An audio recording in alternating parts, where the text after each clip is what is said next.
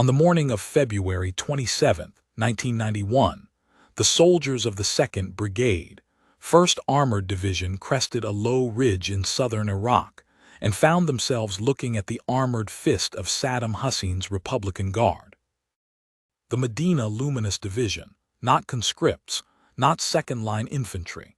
The Republican Guard were Saddam's best, better equipped, better paid, better trained than anything else in the Iraqi military. The Medina Division was armed with T-72 tanks, the most capable Soviet export tank of the era. They were dug in. They had prepared defensive positions. They were waiting. What happened next lasted approximately 73 minutes. By the time it was over, the 2nd Brigade had destroyed or disabled somewhere between 186 and 300 Iraqi armored vehicles, tanks, personnel carriers, artillery pieces, across a front nearly 20 kilometers wide. American losses: 0 killed in action, 0 tanks destroyed by enemy fire. Let me say that again.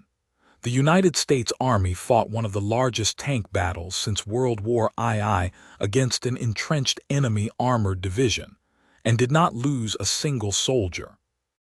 This was not luck. This was not geography.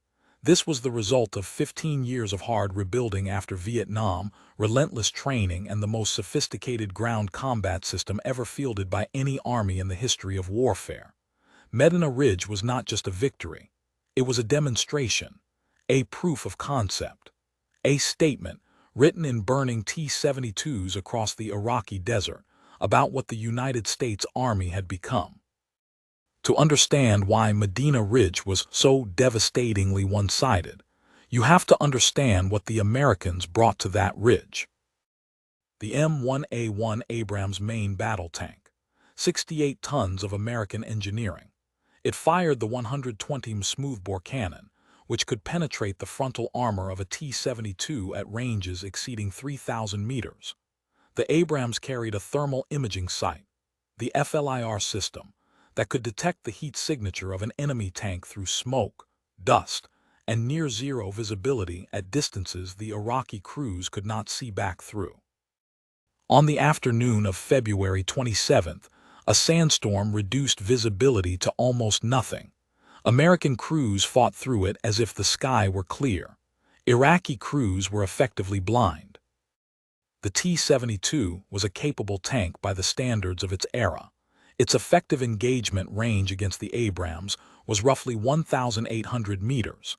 The Abrams was killing T-72s at 2,500, 3,000, 3,200 meters. The Iraqis were being destroyed before they could even bring their weapons to bear. Several Iraqi tank crews never fired a single round. They never knew what hit them. Above the battlefield, the A-64 Apache was hunting anything that moved.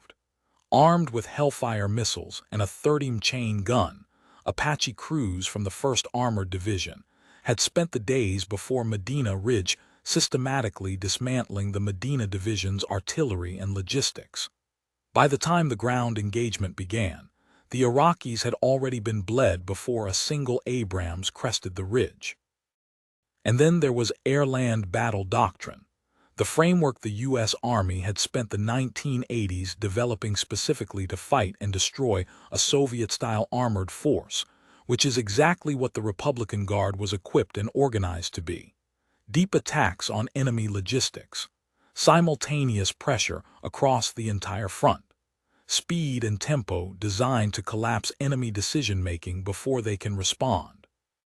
Colonel Montgomery Meigs commanded the 2nd Brigade that day, and his tanks moved at speeds the Iraqi defensive plan had not anticipated, hit from angles the Iraqis had not prepared for, and engaged at distances the Medina Division's T-72s could not answer. The Iraqis had dug their tanks hull down, a sound defensive technique that reduces your profile and protects your lower hull. Against thermal optics and a gun that reaches 3 kilometers through a sandstorm, a hull-down T-72 is just a slightly harder target. It still burns.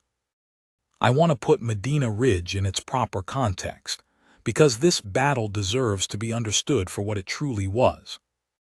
Before the ground war began, analysts estimated American casualties could reach 10,000 or more. The Republican Guard had 8 years of hard combat experience from the Iran-Iraq War. The defensive preparations were real. Nobody who knew what they were talking about was calling this a walkover before it started. What made it look easy is exactly what should make every American proud. The army that crossed into Iraq in February 1991 was the product of 15 years of institutional transformation after Vietnam. The all-volunteer force, the training and doctrine command reforms. The National Training Center at Fort Irwin, where American armor crews fought simulated battles against the hardest opposing force in the world month after month, year after year, until the tactics were pure instinct and nothing on a real battlefield could rattle them. The investment in the Abrams, the Bradley, the Apache. Every dollar, every training hour, every hard lesson absorbed, all of it converged on that ridge on February 27, 1991. The soldiers of the 2nd Brigade that morning were not fighting for oil or geopolitics. They were fighting for the men on their left and the men on their right, the way American soldiers always have. The tank crews of 4th Battalion, 70th Armor, the Thunderbolts, who drove through the heart of the Medina Division's defensive line without flinching. The Bradley crews who pushed through the breach behind them. The Apache crews who had been out front for days, tearing the Republican Guard apart before the armor even arrived. The Medina Luminous Division had a reputation as one of the most formidable conventional forces in the Arab world.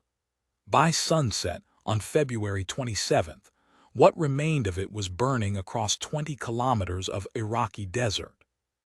In 73 minutes, the United States Army ended the debate. There are militaries around the world that have spent the 30 years since Medina Ridge studying exactly what happened there, trying to understand how an armored force could be so completely, so decisively dominant. They are still studying it, because what the 1st Armored Division demonstrated that afternoon was not just superior hardware. It was superior training, superior leadership, superior doctrine, and the character of a volunteer force that chose to serve, and then showed the world exactly what that choice was worth. The Abrams is still in service. The doctrine has evolved. The soldiers are still volunteers, and any force that rolls out to face the United States Army in an open armored engagement is still looking at the same fundamental problem the Medina Division faced on that ridge. They will not see us coming, and they will not get a second shot.